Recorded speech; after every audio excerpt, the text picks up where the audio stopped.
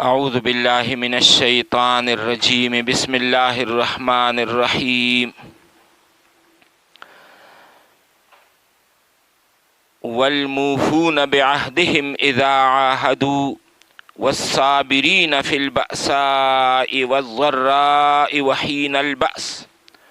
أولئك الذين صدقوا وأولئك هم المتقون صدق الله العظيم.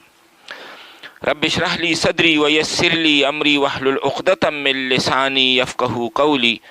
اللهم ربنا ألهمنا رشدنا واعذنا من شرور أنفسنا آمين یا رب العالمین. حاضرین و حضرات، مونږه د تیرو دو دریو نشستو نه په آیه بر باندې چې د نیکه اصل حقیقت څه دی، د دې اصل اسلامی او قرآنی تصور څه دی، په هغې باندې خبرې اترې کوو. اوسه پورې چې کومه خبره زمونږ مکمل شوه نو مونږه د نیکه چې کوم آرټیکلز دي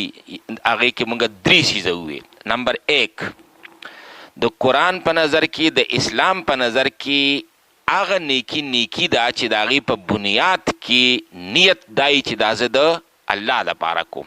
او دې ته به مونږ عنوان ورکوو ایمان، ایمانیات یا اعتقادیات، چې بنیادی اعتقاد و بنیادی عقیده و بنیادی ایمان د هغې په سر کې هغه موجودي، که چېرې دا پکې هغه نی. د غیر مسلمه نیکی د قرآن په نظر کې نیکی ځکه نه ده چې په هغې په بنیاد کې ایمان او نیت والا خبره نشته.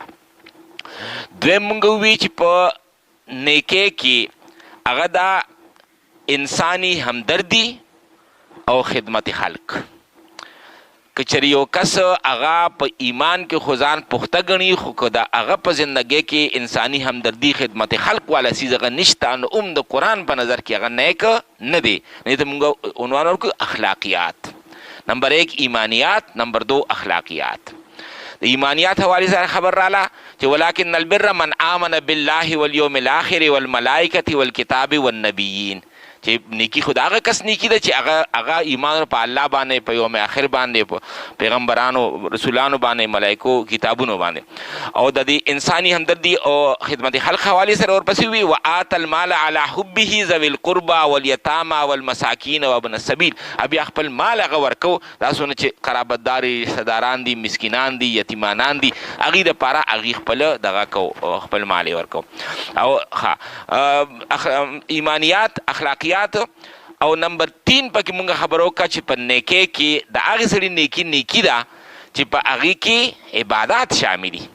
ځینې کسان اکثر دا وایي، هغه وایي چې ګوره دا عبادت او دا مونځ دا خو بس د خدای او د الله دغه دی، بس ته خلکو سره ښه کوه، دغه که نو دا بل څیزونه ضروري نه دی. د قرآن په نظر کې دا بالکل ناقص تصور دی. که یو کس هغه دغه کوي خو د هغه د عباداتو له معامله که هغه ړنګه ده، که هغه خرابه ده، نو مطلب چې هغه نیک نه دی د اسلام او د قرآن په نظر کې. نو د هغې عباداتو دپاره راوسته واقام الصلاة وآت الزکاة، دا دوه څیزونه پکې نماینده په طور باندې راوکړه چې د هغه په زندګۍ کې مطلب چې د مونځ قیام او د زکات ورکولو. او ما چې بره خو چونکې د مال خبره هغه راله چې دی خپل مال ورکوي، وآت المال على حبه ذوي القربى والیتامى والمساکین، او لاندې بیا د زکات راله. نو دا اصل کې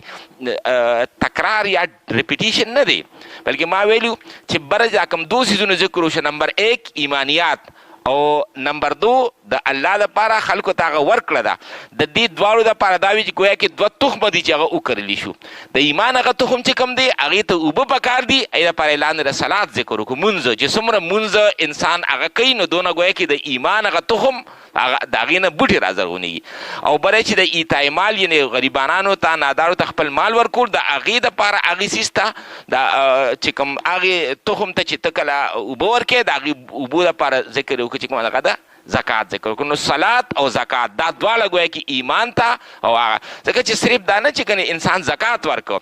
بلکې حدیث شریف کې هم راځي چې د زکات نه علاوه هم ستاسو په مال کې چې کوم دی نو هغه حق شته دی. نو چې څومره انسان دا زکات ورکړي نو دونه دې سره دا کېږي چې د په زړه باندې د دولت او د هوس او د هرې څخه چې کوم هغه ظالمانه پنجه ده، هغه پنجه د ده په زړه باندې دونه هغه ګرفت نه راولي چې کله دې دا زکات ورکړي، نو چې هغه د زکات په وجه باندې د ده هغه ظالمانه پنجه د هوس او هرې څخه د زړه نه هغه اوچتوي، نو چې څومره انسان د زکات په لیسیز باندې کاربند دی نن د 2.5 روپۍ په سلو کې ورکړي د ده کې الله تعالی دونه طریقې کوي چې اوره دی پکې 10 ورکړي بیا پکې دی 10 ورکړي بیا پکې دی 10 ورکړي مطلب دغه خصوصیت د په مخه باندې هغه رواني نو دا شو عبادات څلورم څیز د نیکۍ په قرآني تصور کې هغه دي معاملات که دا هر څه انسان کې خو د هغه معامله که خرابوي او که په معاشره کې څوک دا وي چې یاره دا کس مونځګزاره خو ډېر دی خو وی د تاسو دوکانداري وګورئ نو تاسو به حیران شئ دی چې په دفتر کې ناست دي او هلته کې چې کوم دی نو د کوم ګړبړ کوي د خلکو حقوق هغه غصب کوي نو تاسو به حیران شئ چې د دې هغه منځونه او دا ذکر فکر او د آخر دي سره پاره نو که په دې عملي زندګۍ کې انسان هلته کې هغه ناقص دی نو مطلب دا یو نیک انسان به هر حال نه دی نو هغې سره دا څلورم څیز راغی د معاملاتو او د دې معاملاتو دپاره چې کوم هغه لفظ راوسته هغه دی چې والموفون بعهدهم اذا عاهدو او هغه خلک چې هغې عهد خپل لوز خپله وعده دا چې هغه وکړي هغه پوره کولو واله دي موفون دا هماغه لفظ دی هغه وفا یفي وفا پوره کولو ته وایي وفا اسې مونږ چې کوم دی نو هغه لفظ استعمالو نو د دې مطلب دی پوره کول چا سره لوز وشو چا سره عهد وشو چا سره څه پیمان وشو او د هغې بیا پوره کول نو هغې دپاره دا لفظ یې راوستی والموفون بعهدهم اذا عهدو یو څیز مکملول یا یو څیز هغه پوره کول په قرآن کې به تاسو ځای په ځای ګورئ واوفو بالعهد ان العهد کان مسؤولا او تاسو مطلب چې کوم عهد او وعده وعیدي هغه تاسو هغه پوره کړئ د دې باره کې به هغه تپوس به کېږي والذین هم لاماناتهم وعهدهم راعون سورت معارج دی په یو کم دېرشمه سپاره کې هغه خلک چې د هغې کوم هغه تعریف او تفسیر کوي چې دوی خپل امانتونه خپل عهدونه چې کوم دي نو هغه د دې پوره کولو واله دي بل ځای کې سورت مایده شپږمه سپاره شروع کېږي د دې ځای نه یا ایها الذین آمنوا اوفو بالعقود تاسو چې څیزونه هغه تړلي دي څه خبرې اترې یو سره څه معاهدات شوي دي نو هغه تاسو پوره کړئ حدیث شریف کې راځي لا ایمان لمن لا امانت له چې کوم کس کې د امانت وسب نشته د کې ایمان نشته ولا دین لمن لا عهد له او چا کې چې کوم دی نو عهد نشته د عهد پابند نشته نو هغې خو حقیقت کې هغه دین نشته نو دا چې اوس دې ته د عهد دغه لفظ غلا وسته نو تاسو وګورئ نو پوره زندگی هغه عهد دی پوره زندگی هغه عهد دی یعنی دا عهد عام طور باندې مونږ خلک صرف دا وایو چې یو کس بل سره څه واده وکړه چې بهی سبا یا درې ورځې پس په پلانکي ځای کې میلاویږي هغه میلاونه شو نو بس دا د وعدې خلاف ورزي د وعدې خلاف ورزي خو دا خو صرف دونه وړوکی لفظ نه دی دا یې په خېټه کې تقریبا د زندګۍ هر یو معامله را روانه ده او زموږ ذهن کې ډېر څیزونه هغه محدود شوي دي لکه مثال په طور باندې ذکر د ذکر نه زموږ مراد صرف دی چې بس د انسان شونډې هغه خوځي حالانکه د ذکر نه مطلب د انسان دا پوره وجود او دا پوره صلاحیتونه پای کې لګي ځکه فرض کړه ما یو دوست دی او سره زما محبت دی زما زړه که چاره وکاږه پای کې به د هغه محبت پروت دی که زما دماغ چا وکتل هر وخت د هغې دوست باره کې زه سوچ کوم که چېرته کې زه په مجلس کې ناست یم څه خبرې اتري زه به پکې د هغې دوست صفتونه بیانوم او که ما څوک ویني اکثر هغه چې ته دوکان دی زه به د هغه دوکان طرف ته به زه روان یم نو مطلب چې زما هغه پوره زندګۍ باندې ګویا کې د هغه محبت او د هغه نو دغې ته وایي یاد چې په هر څه کې زما په یاد کې هغه موجود دی علامه اقبال فارسی کې وایي چې ذکر ذوق و شوق را دادن ادب کار جا است این نکار کام لب وی دا ذکر چې کوم دی دا خو چې د انسان کوم محبوب دی د هغې محبوب طرف ته خپل پوره د وجود هغه خپل ټولو صلاحیتونو سره هغې طرف ته متوجه کېدل دي کار جاست دي وی دا خو د انسان د هغې روح کار دی نه کارې کام لب دا مطلب د شونډو یا د ژبې کار نه وي صرف ته په شونډو په ژبه څه دغه وایه د الله ذکر نه مراد څه وي زما زړه که چېرې راوباسي چې هغې کې هر وخت د الله یاد زما دماغ که چېرې معاینه وشي په هغې کې د الله تعالی یاد زما ژبه که وګورې هر وخت پای د الله تعالی یاد زما لاس هغه کار نه کوي چې بای باندې الله تعالی خفه کېږي زما د لاس چې کله په هغې کار کې لګوي دا زما د لاسو یاد دی هغه ذکر کوي زما د خپیر وخت د الله د کار لپاره رواني دا ګویا کې زما په خپو باندې علامه اقبال دا خبره کوي چې کار جاس این کار کاملب دا صرف د شونډو د ژبې کار نه دی بلکې د انسان پوره وجود چې کوم دی نو په هغې کې لګېدلی نو د ذکر وسیع مفهوم شو دغه شان عبادت د عبادت مطلب څه غلامي او بندګي مونږ ته مطلب څه واخیسته مونځ روژه نو چې مونځ روژه وه دکانداري ته بار شوه په دفتر کې ناسته ته هغه بار شوه هلته مونږ وایو بهي مونځ په خپل ځای دی دا په خپل ځای دی دا ټول څیزونه یې ورسره ریلیټډ دي که چېرې ما دلته کې مونځ وکړو او هلته زه جان بوجھ کړې یو کس ته مې دوکه ورکړه حقیقت کې اوس زه د مونځ نه ناخبر یم او دا خو ما سې هغه ټیټ او پاس وکړو زما د دې مونځ خو څه امپرنټ زما په عملي زندګۍ کې نشته زما په دفتر کې زما دا مونځ پکار چې هر کس ته معلومه شي چې باید کله مونځ وکړو او چې دا دلته یو سجده انسان ولګوي پکار چې باقی د ټولو غلطو سجدوں غلامین انسان روزی وہ یہ ایک سجدہ جسے تو گراں سمجھتا ہے دیتا ہے آدمی کو 1000 سجدوں سے نجات نو گویا کہ د عبادت تصور هغه په پوره زندګۍ باندې محیط دی چې هر ګوشه زمانه زندګۍ هغه د الله تعالی په بندګۍ کې راشي صرف مونځ او دسو مونځ او روژه هغه نه ده خنوز ګوره دی پوره زندګۍ ته په دې کې لومبنی عهد لومبنی وعده وعید چې د انسان شوی دی هغه د الله سره شوی او دا کله شوی زمونږ د جسم او بدن نه و صرف روح نه او دا ډېره اهم خبره ده کوم چې په قرآن کې 9 سپاره کې راغلې ده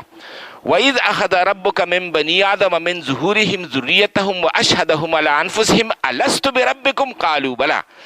چې کله الله تعالی دا روحونه پیدا کړل او هغه داسې لکه تاسو وایئ چې څنګه میدان عرفات دی چې هلته کې بیا ټول خلک به جمع کېږي او هلته کې او حدیث شریف کې راځي چې جنود مجنده هغه بالکل فوج در فوج او ظاهره ده چې دا تر څونه خلک به پیدا کېږي قیامت ورځې پورې هغه ټول چې په یو ځای تاسو راغونډ کې نو چې د هغې نه به څونه تعداد به و د هغې نه الله تعالی هغې ته خطاب وکړو جسم او بدن یې نه و صرف روح نه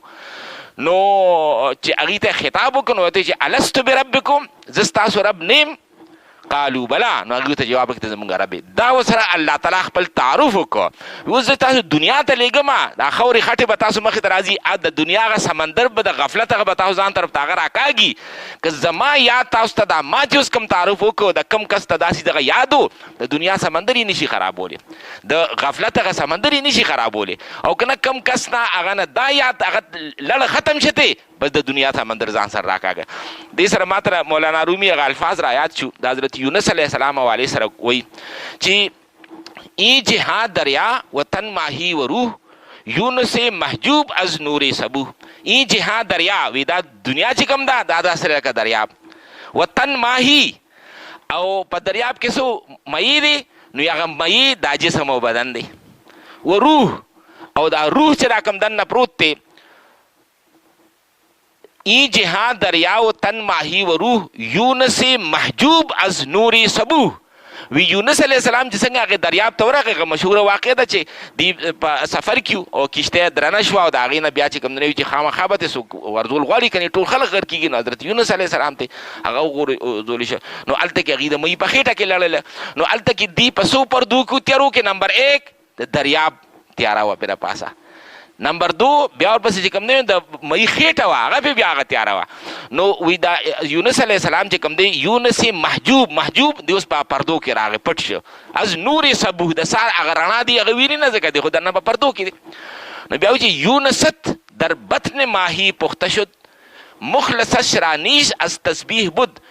نو مولانا رومي وایي هر انسان ته یونست وي ستام یو یونس شته ستا په دې وجود کې هغه دی روح رباني دا الله تعالی چې کوم روح یخی دی په انسان کې نو دې ته مولانا رومي وایي چې دخل ته مې یو څیز هغه پروت دی خو ګیر دی یونست در بطن ماهی پخته شد وی هغه د مۍ په دې خېټه کې پوخ شو هغه مۍ کوم یو دی دا جسم او بدن دا هغه مۍ دی دې بار رڼا ته هغه پرېږدي نه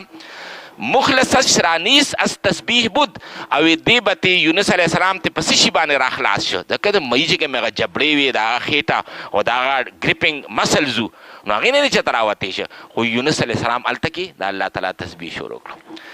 مخلصش خلاصې لا نیس از تسبیح بود وی هغه وی چې صرف یو څه دی چې هغه ماوس خلاصي د دین هغه د الله تسبیح ده لا اله الا انت سبحانك انی كنت من الظالمین ولسمه سپاره کې هغه تسبیح راغلی ده نو هغه تسبیح چې کله هغه ووی هغې شروع کړه نو بیا د مۍ د ده دا چې کوم دا ګیسټریک مسلز دی دا سټمک ده بس هغه مسل کې داسې لږه ریلیکسیشن هغه راغی او په جبلو کې او یونس علیه السلام هغه بار هغه راویست نو بیا وایي چې چیز تسبیح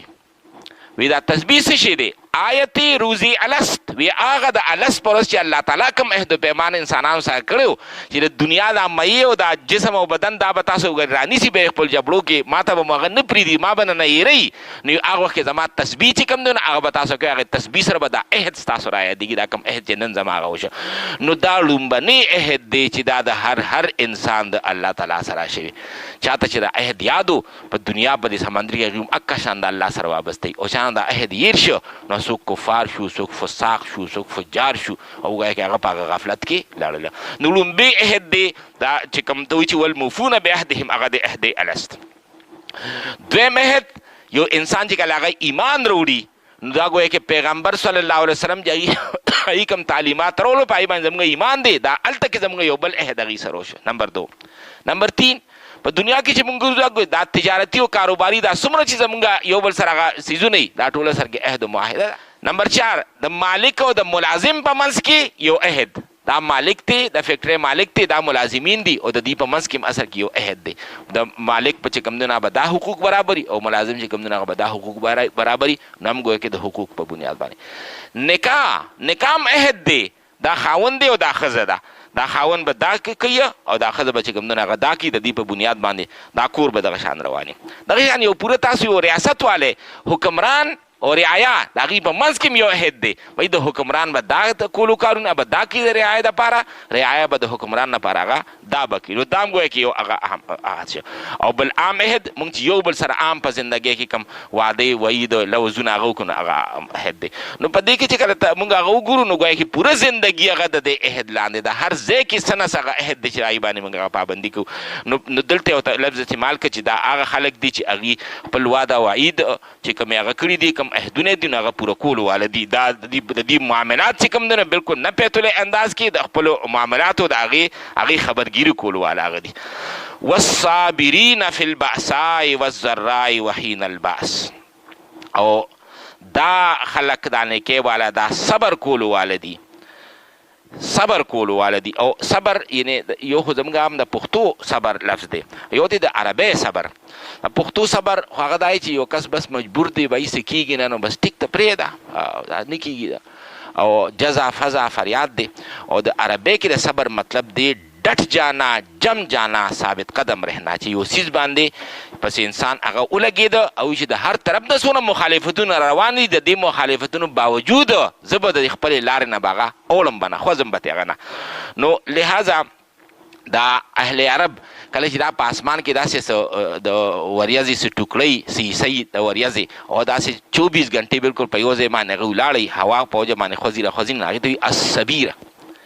الصبیر د هغې دپاره لفظ استعمالي داسې که مطلب په یو ځای باندې ډټ کر جم کر هغه ولاړ دی هوا یو خوا بل خوا خوځولی نه شي او په دې کښتۍ کې چې به دا په دریاب کې کله چې کښتۍ هغه چلیږي نو د هغې د بیلنس دپاره په هغې کې کله کله به داسې د کاڼې یا اوسپنه یا د خاورې یو دغه به یې هغه ایښې وه چې سره د کښتۍ هغه توازن کوي مطلب چې دا کښتۍ هغه حچکولې هغه نه وهي نو هغې به چونکې کښتۍ به ثابت قدمه ساتله نو هغې ته په عربۍ کې هغه الصابور راوته وي عمکه د صبر هغه لفظ دی چې هغه روان دی حافظ شیرازی رحمه الله فارسی کی ہوئی کہ حافظ صبور باش کہ در راہ عاشقی آنکس کے جان نداد بجانا نمی رسد اوی چې حافظہ خود ثابت قدم مضبوط اغا اوسا صبور باش کہ در راہ عاشقی چې وی دا تا کومه لاره اختیار کړې ده آنکس کې جان نداد بجانا نمی رسد په دې کې چې کوم کس سر نه دی ورکړی هغه خپل هغې منزل ته هغه نشي رسېدی نو مطلب چې ډټ جاو جم جاو په هغه ځای باندې دغه شانتې په قرآن کې د کفارو حوالې سره د منکرینو حوالې سره الفاظ راځي فما اصبرهم علی النار وی دی په اور باندې څومره سخت ولاړ دي چې نه هم غورځېږو دی اور ته الله تعالی ورته وایي چې بچ کې ځان او دی بیا مو وکه دغه کړي لکه چې دی خو بس دا اراده یې کړې چې نه موږ به هم ثابت قدم هم په دې اور کې موږ اورېدلو فما اصبرهم علی النار وی دی څومره په دې اور باندې چې کوم دی نو بس په دې خبر باندې هغه جم کړي ولاړ دي چې نه اور ته به هغه دغه کېږو بل ځای کې هغه راځي چې د دې کفارو هغه کول دی چې ان کاد لیضلنا عن الهتنا لولا ان صبرنا علیها وی بس پیغمبر صلی الله علیه وسلم خو موږ د خپلو بتانو نه ګورې خویولي وو د هغې د محبت نه لولا ان صبرنا علیها که موږ په هغې باندې صبر نه وی کړی نو مطلب چې موږ د هغې بتانو په محبت باندې داسې جم کړو لاړو چې پیغمبر صلی الله علیه وسلم هغه موږ ته زموږ هغه محبت ته څه نقصان رونه هلته کې هم د صبر معنی دی چې جم کړ هغه ولاړ او هم د دې کفارو کول بل ځای قرآن کې راځي چې واصبروا علی الهتکم په خپلو بتانو په خپلو د معبودانو باندې هغه صبر وکړئ ډډ جاو جم جاو چې د دې نه ګورې تاسو یو خوا بل خوا هغه نه کړي نو دا هغه خبره دلته کې کوي او دا صبر چې کوم دی د دې څو قسمه دي نمبر 1 هغه صبر چې انسان دا څومره اطاعت او نیکۍ دي په دې نیکو باندې انسان ثابت کړي د نیکۍ کار به کوم لکه مونځ ته چې انسان راځي نو ګورې د ساري مونځ ته تاسو ګورې لومبي رکاوټ د یخني هغه بلستن کمبل پرېښودل دا انسان ته ګورې اسان کار نه دی که چېرې انسان واقعي چې هغه کې دا صبر نه چې نه زه خو به ضرور دا فرض خو به زه خامخا نباومه نو هغه دا بلستنې هغه پرېږدي نه نو دغه شانتې نورم نیکۍ تاسو هغه واخلئ چې د هغې نیکۍ کولو لار کې څومره رکاوټ خو انسان وي چې نه باوجود د رکاوټ نه بیا دا کار کوم دې ته وایي صبر علی الطاعه په طاعت باندې او چې په نیکو طرف ته انسان راځي په هغې باندې صبر او جم کړو لاړ بل دی صبر عن المعصیه یو ګناه د انسان ورته زړه ډېر کېږي خو د خپل ځان هغه نیولی چې دې ګناه ته به نه ځم دا غلط کار به هغه نه کوم او پلانکي کس ټمپټیشنز پکې هغه ډېر دي لالچ پکې هغه ډېر دی او خلک را دې طرف ته هغه راکاږي خو زم به نه بس په دې ځان مضبوط ساتم هغې ته وایي صبر عن المعصیه او دریم قسم د صبر چې کوم دی هغه دی چې څونه مصیبتونه تکلیفونه په انسان باندې راځي په هغې باندې هغه چې کوم دی نو ولاړ دی ټیک ته مصیبتونه او تکلیفونه راله خو د خپل حق او صداقت لارې باندې به نه وړم هغه د صبر علی المصائب په مصیبتونو تکلیفونو باندې چې کوم دی هغه صبر نو دلته کې دا ورپسې الفاظ راځي چې والصابرین فی البأساء والضراء او دا صبر کولو والدي فی البأساء بأسا دا هغه حالت ته وي چې کله په انسان باندې چې فقر و فاقه راشي بیمارۍ په معاشي تنګدستي پې راشي او د هغې په وجه باندې حالات د هغه ډېر خراب وي په هغې حالت کې ظاهره ده عام صبر خو وړوکې خبره ده خو کله چې داسې وخت کې انسان ګیر شي او دا انسان صابره دی اصل اوریجنلیټي خو د دې انسان ده چې په دې حالاتو کې هغه داسې پاتې شه نو بأسای چې کله په د باندې معاشي تنګدستي راشي خو دې خپل دغه پرېږدي نه خپل حق هغه پرېږدي نه والضراء او جسماني بیماري کې هم انسان اکثر کله کله دا چې د انسان د خولې نه ډېرې اوتې بوتې هم پکې هغه وځي کله کله انسان پکې هغه مشرکانه چغې هم پکې هغه شروع کړي نو دا هغه کسان دي چې دوی په دغه وخت باندې هم ګویا توحید په تصور باندې هغه قایم او دایمي وحین البعث او دریم حالت خو چې د جنگ په حالت کې یعنی نیک هغه کس دی چې هغه میدان ته راووته او هلته کې هغه نرتوب وکړو نو هغه هم په مطلب د نیکۍ پیدا کړي نو که یو کس دی هغه هسې خو چې کوم دی نو نور الله ډېر کوي خو چې کوم ځای نه مقابلې خبره راله هلته کې د جنګ نه هغه تېښته وکړه چې تېښته وکړه نو ګویا کې دا د قرآن په نظر کې دغه قسم هغه نیک نه دی نو چې مطلب چې دا بار راوتله او د حق او صداقت لپاره د خپل ځان یا د خپل وینه دغه پیش کول دا هم ګویا کې نو وایي چې قرآن مجید پکې څه څیز هغه پرې نه ښوده هغه بالکل د ابتدا نه د نیت او د ایمانیاتو نه راواخېسته او تر اخره پورې چې کوم د انسان د وینې ورکول هغه حالتونه هغه بیان کړ اقبال وایي په فارسی کې چې مقام بندگی دیگر مقام عاشقی دیگر ز نوری سجده می خواهی ز خاکی بیش از آن خواهی چنا خود را نگهداری که با این بے نیازی ها شهادت بر وجود خود ز خون دوستان خواهی او چې مقام بندگی دیگر وی چې بندگی بل سیز دی مقام عاشقی دیگر او عاشقی بل سیز دی ز نوری سجده می خواهی وی دا چې کوم فریختی دی الله د هغې نه صرف سجده غواړي میدان ته هغې نه دی رایستی او ز خاکی او دا خاکی انسان چې کوم دی بیش از خواهی هغې د سجدې نه اګې بل کر هغه بل څه ته غواړي چې د الله د دشمنانو سره ورته مقابله کوي په میدان کې وینه ورکولی شي خپله که نه نو بیا وایي چې چنا خود را نگهداری که با این بے نیازی ها وی الله تعالی ډیر بے حاجته بے ضرورت دی د احتیاج هغه نه لري چاته څه ضرورت د دوستانو نشته چې کنه دوست یار خو موږ ساتو چې به زندګۍ کې مسائل راځي کې به دوست یار به سره منډه تړلی نو الله ته خو سره دوست ضرورت نشته خو بیا هم دوست ساتي نو دا څه دپاره ساتي شهادت بر وجود خود ز خون دوستان ښایي خو هغه وایي چې داسې دوست زه غواړم چې دا خپل وینه ما ته راوړي چې دا وینه یا الله پاک ما ته راوړې د وی دک کز هغه دوست جوړوم هر کز دوست چې کوم دی هغه نه جوړوم. او سورۃ صف کې د راضی دشته مصیباره کې چې ان الله يحب الذين يقاتلون في سبيله صفا، الله تعالی خو محبت آی خلکو سره دغه چې کله ضرورت راشي نو دغه په لار کې چې کوم نو سب باندې کړه جهاد کوي کانهم بنیان مرصوص د سیسا پلای ہوئی دیوار پشانته. نو د نیکه پر تصور کې زمګه مخه تا دا ټول سيزونه غراله چې نمبر 1 نیکی آغا د هغه کستا چې دا غ نیت د الله او ایمانیات پکې. نمبر 2 نیک کسغه هغه دی چې دا غ په ژوندۍ کې د انساني همدردی او د خدمت خلق تصور موجودو. نمبر 3 نیک هغه کس دی چې دا په ژوندۍ کې عبادت او د هغې پوره پابندي وه او اقام الصلات او آت الزکات. او نمبر 4 نیک هغه کس دی چې د هغه معاملات سیده والموفون بعهدهم اذا عهدوا. او بیا نیک هغه کس دی چې هغه په ژوندۍ کې د صبر خصلت پکې موجود و. بظاهر هغه داسې و، یعنی دا د انسان هغه فطرت داسې دی چې کوم انسان د هغه عقل کمی نو ته داسې وختي طور باندې خوږوالی پکاري، فوري خوږوالی، وروسته به د هغې نتیجه که ډېره ترخی. او چې کوم پوهه خلک وي نو هغوی چې په ابتدا کې د خیر تریخوالی راشي خو وروسته ماته دغه راځي که نه فارسی کې وي چې صبر باشد مشتهای زیرکا. وی دا صبر چې کوم دی دا چاحت او خواهش د چا دی زیرکا چې کوم عقل والا خلک ته نو دا د هغې دغه دی. او هست حلوا ارزوی کودکا او حلوا چې کوم دی او د هلکانو چاحت دی هغوی چېرې دا خواږه راته هغه مخې ته راشي. نو چې کم خسرې وړومبي هغې کې تلخي راځي، صبر دی، برداشت دی، برداشت دی، برداشت دی، په آخر کې هغوی بیا ډېره حلوا وخوري. او دا کوم کس چې په شروع کې حلوا وخوري نو بل د شروع هغه حلوا ده هغې نه پس بیا ټولې تلخۍ هغه ته را روانې دي. نو بیا وایي چې والصابرین فی الباساء والضراء وحین البأس. او دا صبر کولو واله دي، ثابت قدم پاتې کېدو واله دي، دی د معاشي تنګ دستی کې او دی په جسمانی بیماری کې او د جنگ په حالت کې اولئک الذین صدقوا و اولئک هم المتقون. دا خلک چې کوم دی نو هغه دا صادقان دي او دغه خلک چې کوم دی نو هغه متقیان دي، هغه تقوا واله دي. ګویا کې تقوا واله در حقیقت هغه دي چې د هغې د نیکۍ تصور چې کوم دی نو هغه دا دی. د الله تعالی نه دعا ده چې هغه د نیکۍ دا تصور زمونږ په زړه کې راولي، زمونږ په دماغو کې راولي، د قرآن سره زمونږ مینه محبت پیدا کړي، د حدیث سره هغه پیدا کړي. او دا څیزونه بیا نه صرف زمونږ په ژوند کې مونږ خپل راولو، نورو خلکو ته دا ورسو او د دې په بنیاد باندې بیا د الله تعالی نظام عدل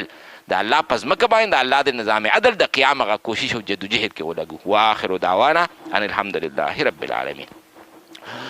ربنا آتنا في الدنيا حسنة وفي الآخرة حسنة وقنا عذاب النار. ربنا لا تزغ قلوبنا بعد إذ هديتنا وهب لنا من لدنك رحمة إنك أنت الوهاب. وصلى الله تعالى على خير خلقه محمد وآله وأصحابه أجمعين برحمتك يا أرحم الراحمين. جزاك الله.